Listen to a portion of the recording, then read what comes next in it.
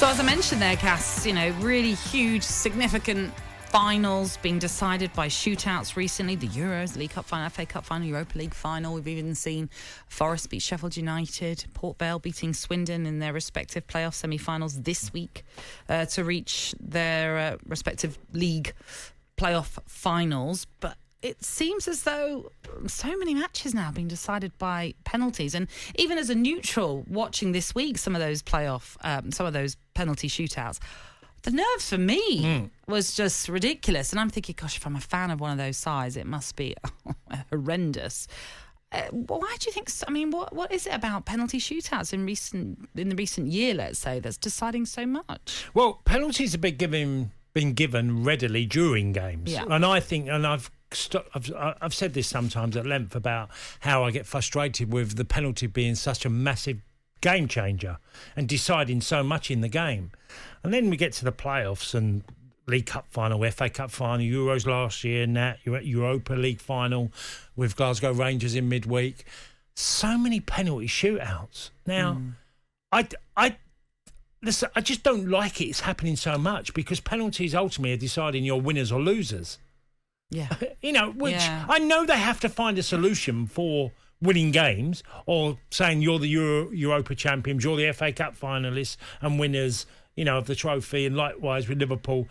I just find it, surely there must be a better way than just penalty shootouts. Have you thought of what else? Well, no, I thought a lot about this now. I mean, there's a part of me that would like to see the game continue until we get someone who scores, who wins. I quite like that idea, but people will say, players keep going. Well, keep going. A golden goal within reason. I just think, look, it's such a game changer. Penalties in general, and it's a massive advantage. But when you get to the penalty shootout, okay, you're on a level playing field.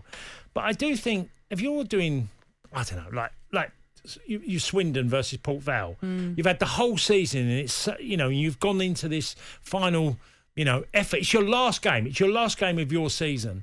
Why couldn't it continue a bit longer than just having a penalty shootout to decide a long campaign? And ultimately, it comes down to who has the best penalty shooters. So.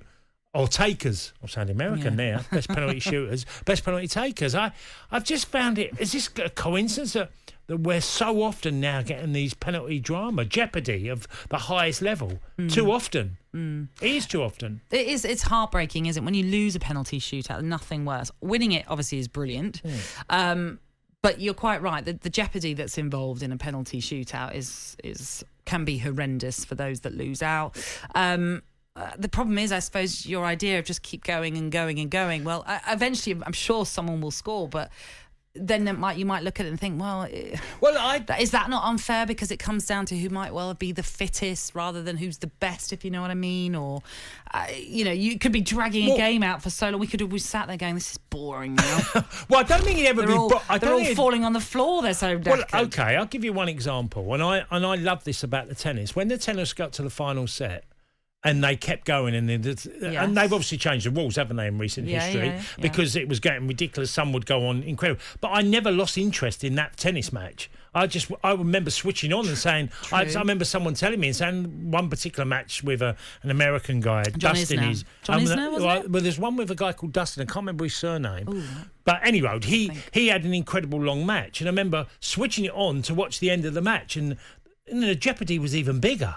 And I found that really intriguing. Now, can we extend football, being that it's the last game of the season? Do you see what I mean? Now, FA Cup finals and League Cup finals wouldn't be the last game of the season. But when it gets to playoffs, I do think for a long campaign, it's a very short and pretty brutal ending for the club that gets eliminated. Yeah.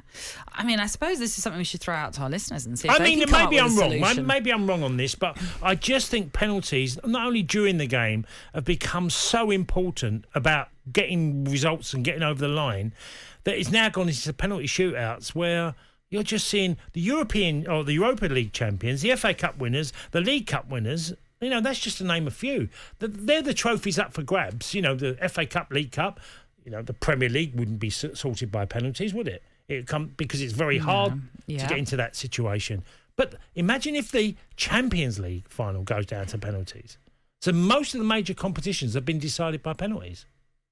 Yes, and I know what you're saying. Which is a possibility. Of course it is, absolutely. You know, It can be a Liverpool possibility. won it before in penalty shootout. We've seen it, yeah, of course we've seen it. And I know what you're saying. It does seem a little harsh when something has to go down to a penalty shootout and then you do start questioning whether it's fair, especially if you lose it and all those sorts of things. But like I said, maybe we should be asking the listeners how they think something like this could be sorted, because it does feel like they always use the word of a lottery when it comes to playoffs with penalty shootouts. It does sometimes feel, and it's also down to just one moment, your whole season comes down to a missed penalty or a save penalty, or however it is.